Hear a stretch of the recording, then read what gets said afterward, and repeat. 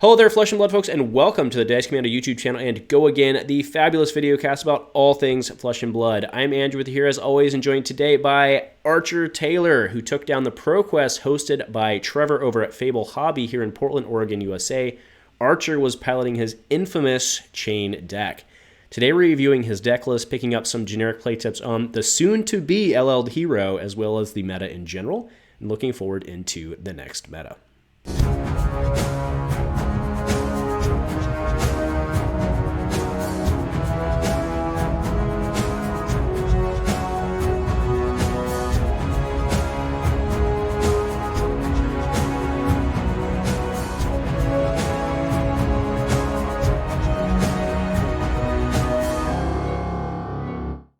A huge shout out to our channel members for supporting what we do here. If you want to get involved with the channel and the Dice Commando community, please consider joining as a channel member. Remember, these videos are only possible with your support. You can show that support with a like, a subscribe, and by leaving us a comment and sharing your feedback. Community first, and go Commando. Welcome back, Flesh and Blood folks, and thank you very much for tuning in today. How are we doing, Archer? Good. Thank you for having me. I'm very excited to have you on there. In addition to the big win and getting to show off all the stuff as well as the deck list. I was telling you before, I kind of feel like I've been here for your whole progression. I played you in one of your very first games playing Boltyn Axes, and my little boy's done grown up. No, man, you've really become quite the player. Quite the obviously you won, so yeah. Quite the contender. I graduated from Warrior and then started playing like Wizard and Runeblade. Yeah, well, that's how. Oh yeah, that's right. My Kano player too. That's right. All right. So before we get into this tonight, I do want to give a shout out to our sponsor, FabDB. You guys know them. You guys love them. They are the best resource for all of this on the interwebs. The deck list, which we'll have the link to below, as well as collection management. All the good stuff over there. When you're over there, consider upgrading your account, unlock all the additional features. And thank you very much to them for keeping the wheels on the bus here, as well as everything they do for the community. So just start us off. What are you thinking? So I chose to bring Chane to the Pro Quest, the last Pro Quest, before it was obvious that he was going to LL.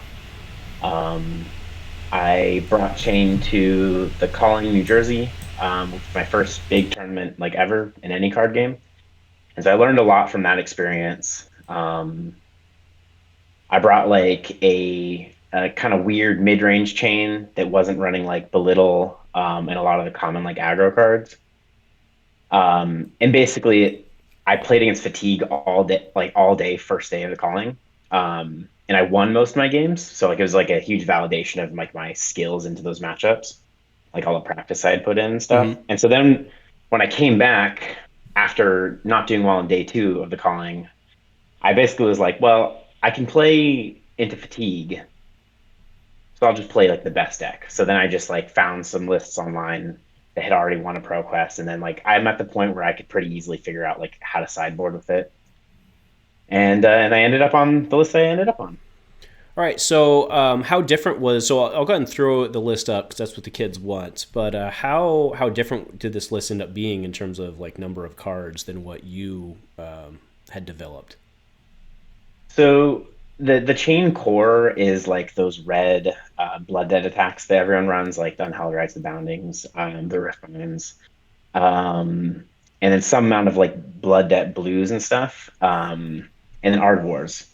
And then everything else is kind of up to tweaking, but you have your Go Again enablers, right? In this case, it's the Modern Skies and the yellows and the blues of those. The Time Snap potions help in a lot of those situations.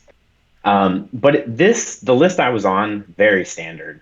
I think the Pro Tour winner was playing 3 Belittles, all reds, all yellows. And that kind of like changed how people approached it. And so like I have the 1 yellow Belittle as kind of like a concession to that being a really good card. Mm-hmm. But not too different, just like up and down tweaks with a lot of the card choices. Okay, so that's interesting, right? That for as long as I've known you for a long time. You've been playing Chane for a long time. So to do that last minute pivot, do you think that, like, what did that do to your headspace? Do you think that made you more aware of the in-game choices because it wasn't necessarily like your auto click, or do you think you played less optimally? How did that play out for you? I think using someone else's list took a lot of pressure off of me because it's like my list was weird and I had developed it on my own, the one I took to the calling. And so like any issues there might be with that, there's like the kind of doubt that maybe I don't have a really well-tuned list. But then if I use one that's already won something big, it's like it's all on me. It helped me focus, and I was really happy I did it. The deck won other events because it's good. So because I want to make sure we give the proper shout outs and credit. Do you know whose deck this, or who developed this list? It's Cody Williams. He Okay. posted it up on his Twitter. He's placed really highly a lot of tournaments. He's like a really well known a US chain player. Yeah, that's a well known game well known name in the game for sure. Okay, cool. Yeah, so I'll make sure to pop that up. I want to make sure we get credit where credit is due. Nobody's sitting here pretending to steal anybody else's thunder. But then again, the thunder came on the win. So how did your day go? So was it 5-round Swiss, 6-round Swiss? It was 5 rounds. I think there was 32 people. Mm-hmm. I think that was just the cutoff for 5 rounds. Anymore would be 6 or something like that. Mm-hmm. But it went well. I played a really good player in the meta who plays Rhinar round 1. And trounced him, as that matchup tends to go. And then my only loss in Swiss was against a Prism player that came down with Yuki from Vancouver. And he successfully fatigued me. And then we had the repair in the quarterfinals of top 8. And so I was able to like regroup and attack it differently. And I was able to take it. And Were then, you using Rosetta mostly to pop Spectra there? Like just go boom, boom, boom, pop? Or Yeah. It's hard to identify like what you pop early. But with Chane, you kind of have the luxury of being like in Shackle 5 or 6. It's like you don't really need to pop anything anymore because the game's going to end before they get value off of it. But in the early game, it's kind of like a weird, because like 4 damage is a lot. So like if you're giving up 4 damage to pop an aura, like it has to be really important. Mm-hmm. Mm-hmm. And a lot of that is also they have like resources up that are like floating resources and stuff to like block the arcane. And he was on AB2 against me as well. Mm-hmm. You might want to pop the aura instead of giving a value, right? Mm-hmm. Yeah, that makes sense to me. Yeah, fair enough. Okay, and then so you said that was the quarters that you met Prism. So who did you see in your top 8 match? So first round top 8 was that Prism player. Oh, okay. Okay. Oh, that's what you said. You said quarters. I'm sorry. I'm an idiot. Yeah, semis. Sorry. And then semis was Yuki. Oh, really? Yeah. So this is my first time playing her. She's been at a bunch of pro quests in the Portland area, and I've gotten to know her a little bit and talk back and forth. I was pretty nervous though, because it's like she's a really good player. But we were talking a little bit before the game, and she was like, "Yeah, I just picked up this deck, and she's just a good player, so she can do well on it," kind of thing. So she was not on her classic Ice Ranger then in that No, case? she was on Chane. Sorry, I forgot to mention that. It was Chane okay. Mirror.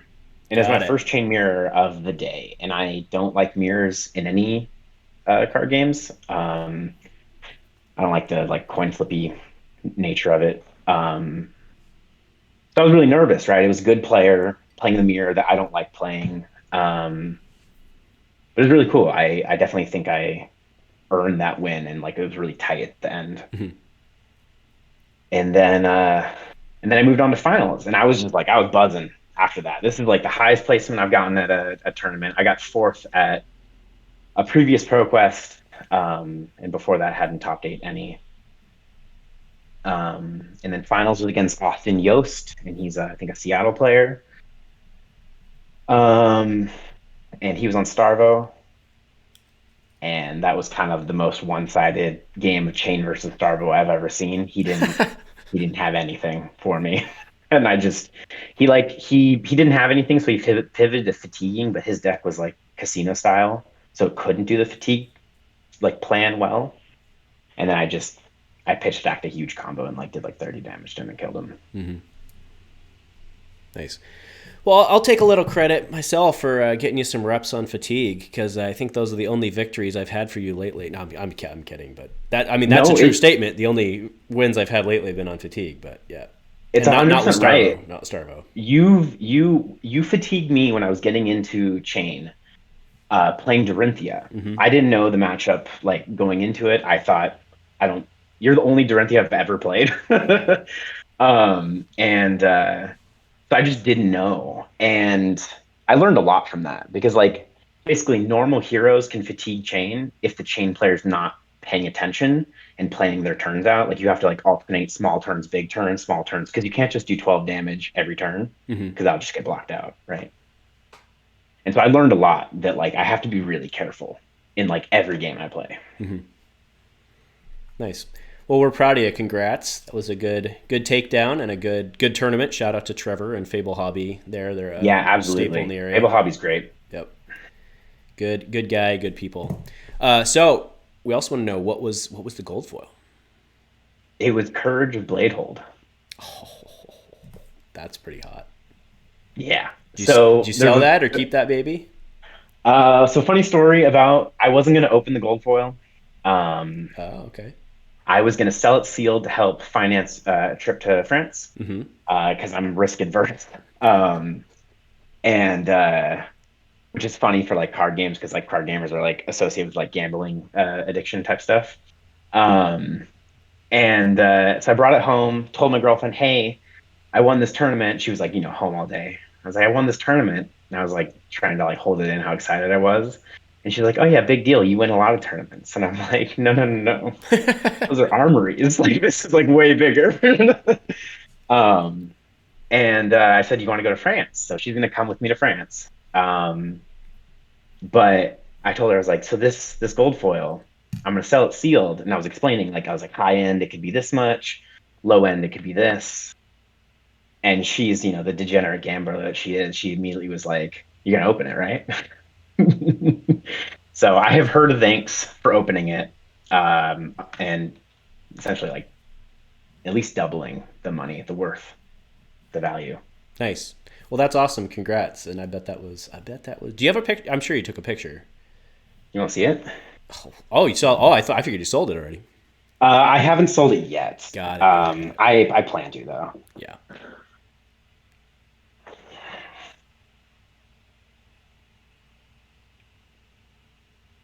Pretty. You'll have to take a picture and send it, and I'll put it up for the kids. Yeah, it's a pretty one. Awesome. Well, yeah, congrats, man.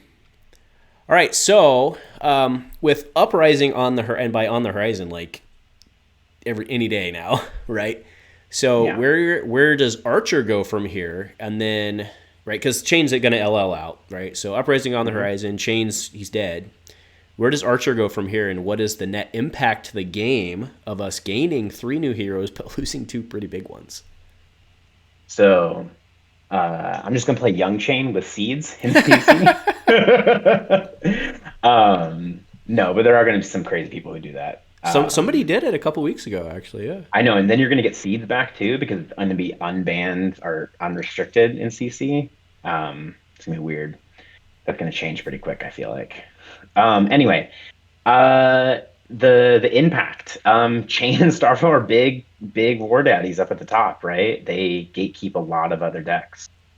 Prism also gatekeeps in a way where, like, if you don't have the action point economy to deal with them, you just fall behind.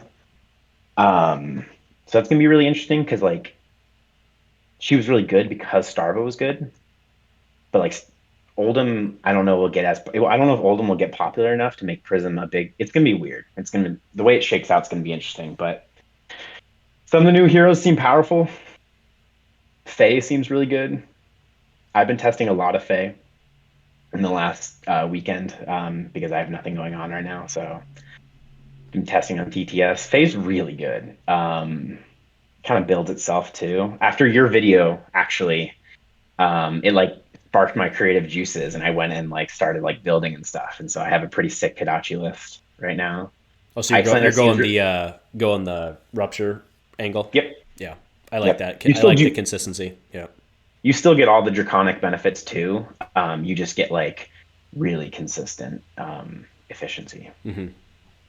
And then Icelander seems really good too. Don't really know how the deck wins yet, but some other people will figure it out. It's just really annoying right now, and I've won all my games against it. You just play slow. But like it doesn't win. And Thaw kind of counters Frost-Hex pretty well. The only way to get rid of Frost-Hex, that aura that deals damage for the number of frostbites they have at the end of their turn. But isn't Thaw, I'd have to look it up, and I'm probably, but isn't Thaw draconic? So it's not generic. So yeah. And so I think it's going to be hard for other people to deal with Icelander. Right. Because they don't have ways to deal with those Frost-Hexes. Until the supplemental set, probably. Hopefully. Yeah. We'll see. Probably. Yeah, I'm really scared. I'm really scared of Icelander. So, but you know me and my feelings on wizards. They scare the poop out of me. So it's scary design space. Yeah. Right. And then Dromai, mm-hmm. Someone smart's gonna have to figure that out. But like in my group, we have not figured it out yet. Yeah, I'm gonna sit on the sidelines as well. I'm not smart enough to figure that out, nor probably patient enough. I'll just go play 9 cards in a row with Fi. So that sounds good. All right, so I mean, you kind of already asked that, right? So is Fi where you're looking to go, at least in the new set? Yeah, Fi and Dash. I've been playing a lot of Dash lately, like kind of preparing for Chane to LL, and I play like a boost Dash that can still play like kind of the mid range game. It's really fun. Yeah, some of the smart kids in our area at least are already starting to. Adam was pumping his Dash deck again last week, trying to get some reps in. She seems well positioned, so we'll see. So yeah, I think. Go ahead. Sorry. I think if she can keep up with Faye, like keep parity in the race with Faye, I think, or Fi, I don't know what it is. She'll be good in the next meta. So is that who? So I had asked who you're looking at or who you're excited about from the next set, but that doesn't necessarily mean it's who you're looking at in the next meta. So, I mean, maybe you haven't decided yet. That's fair. We need to get the cards and get the reps in. But so you're looking very strongly at Dash as well. Mm-hmm. Okay, that's good to know, because I got my dash deck all built up, ready to go too. So it sounds good. So then, how do you think? I guess the big question for me, right? You talked about Prism already. Do you think Prism player, because she's, 200 points-ish away from LL, somewhere in that range? Like 150, I think. Okay, 100. Okay, fair enough. Yeah. So do you think we're going to start seeing those players jump over to the new Illusionist? Or are they just going to ride the train until it crashes, right? I've been describing this to people. It's like the prisoner's dilemma, right? Like everyone was like, are all the Chane players going to stop playing Chane the last week of ProQuest so that he sticks around for another? It's like, no, because they want to win. Mm-hmm. And they're not going to count on other people. It's like, that's classic prisoner's dilemma. No, people are going to win. If they think Prism can win, they're going to keep playing it. I would be interested if the people who are attracted to Prism, just like from a thematic stance, would also be interested in Dromai. Kind of have similar. That's a fair point. I'm not really sure. Just something to think about. I highly suspect that when she LLs out, a good portion of their people are going to go over to Icelander. I don't know why I think that, but like it kind of seems. I know it's not like the same type of play style at all, but it's kind of like the same approach to a certain extent, right? Like it's a little more patient. I don't know. I could be completely wrong there. So I do understand where you're coming from. I think a lot of people see Icelander and I've never played Magic, but I know there's a lot of people who play like blue decks in Magic and they really like being able to like say, not so fast. And they get that thrill out of that. And so I think a lot of people are going to play Icelander because of that. Mm-hmm. Yeah, I mean, It's and like first kind of time the we only got thing we something like had was, I mean, Arclight Sentinel to a certain extent. Maybe that's why I think that, right? So I don't know. that. Yeah. We will see. Okay, so then is Fi your big call for the powerhouse in the new meta, or do you think Icelander? How do you think these new heroes shape it up? I think Fi goes on a tear for the first few weeks of the road to nationals. It's really easy to build. The synergies are very face up. Um, and Icelander and Joe Meyer are a little bit harder to figure out. And Icelander players are going to go to time. Like it's going to be the Oldhim problem too. Like you slow the game down enough, and then you're going to struggle to get out of Swiss. That's fair. Um, That's fair. I think Fi is gonna people are gonna freak out. They're like, is it the new crazy hotness? It's just a new aggro deck, and it's very aggro. Mm-hmm.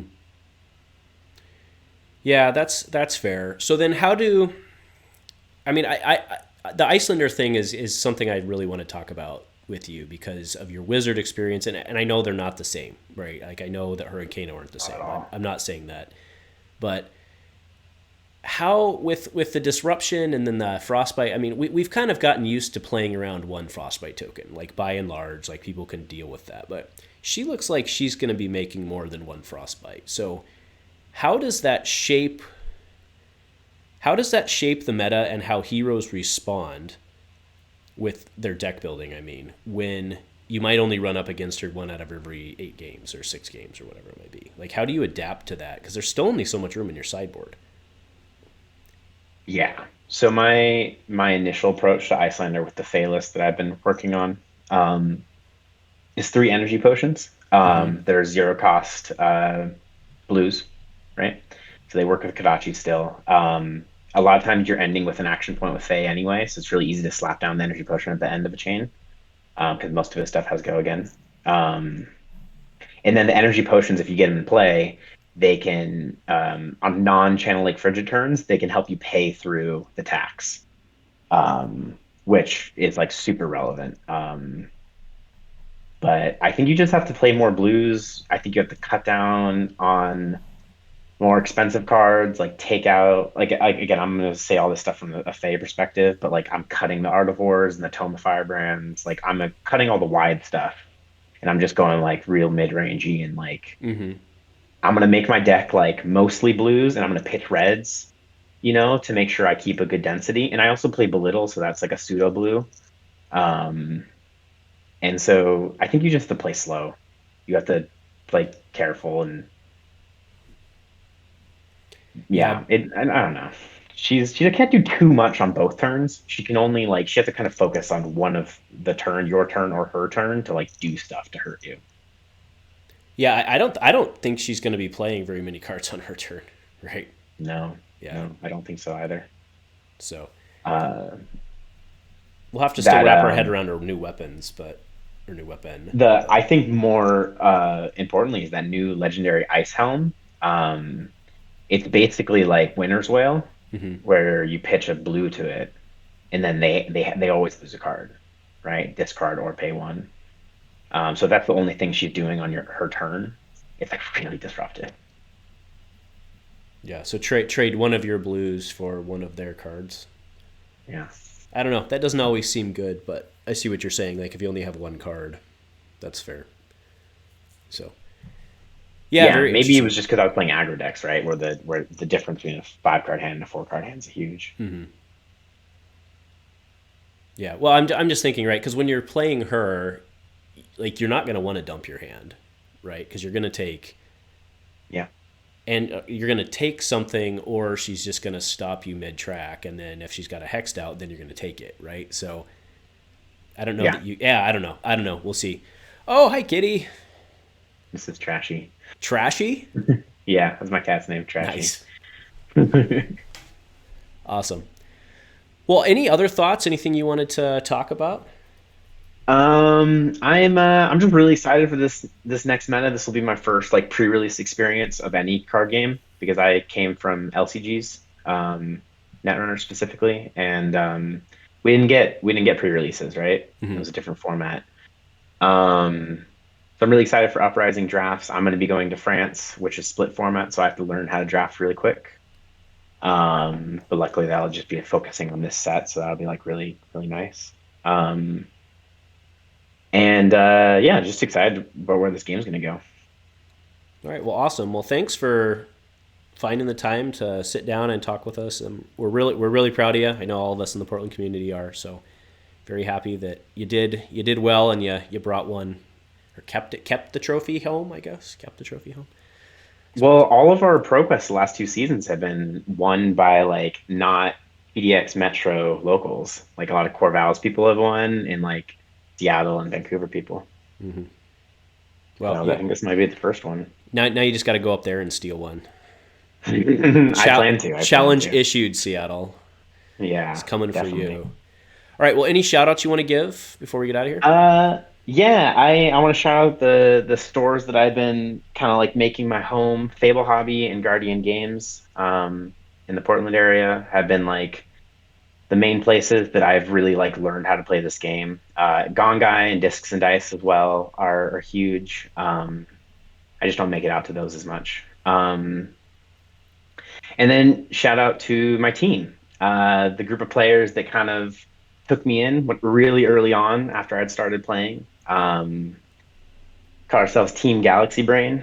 And it's just a bunch of local Portland players, and we're all really focused on improving each other and enabling the community as much as possible. Nice. Yeah, Natan's in that, right? Mm-hmm. Yep. I want to give a shout out to Natan. That guy's one of the crazy smart Fab players out there. He plays Oldhim at least religiously, as far as I know. And you sit down versus him, and he's like, that's. I mean, you're like, whoa. That guy can find combo lines like crazy. I'm very impressed with his brain. So. He hates going to time, and we just have to remind him. It's like that's a side effect of playing Oldhim, right? Sometimes it's going to happen, but he plays fast. Well, I'm just impressed how fast he can get the lines together. So he's. So shout out Natan if you're watching this. If not, I don't know. It's there anyway. I'll tell him to. Yeah, fair enough. All right. Well, I do want to remind everybody it is pre-release weekend coming up, as Archer was talking about. We do actually have some spots still open at Gongai Games if you are in the Portland area, or even if you're not, and you want to come. And there's probably some around you, so you should probably go to those. But support your LGS. But yeah, we do have spots open, so come join us if those spots, or if you are able to make it. 11 o'clock on Saturday in Portland. Other than that, again, Archer, just want to thank you for joining me. And if nothing else, say it with us, Archer and Trashy. Go Commando. Man, no, sorry. I was trying to get Trashy to do it too. Nice. Thanks, man. I appreciate it. Cheers.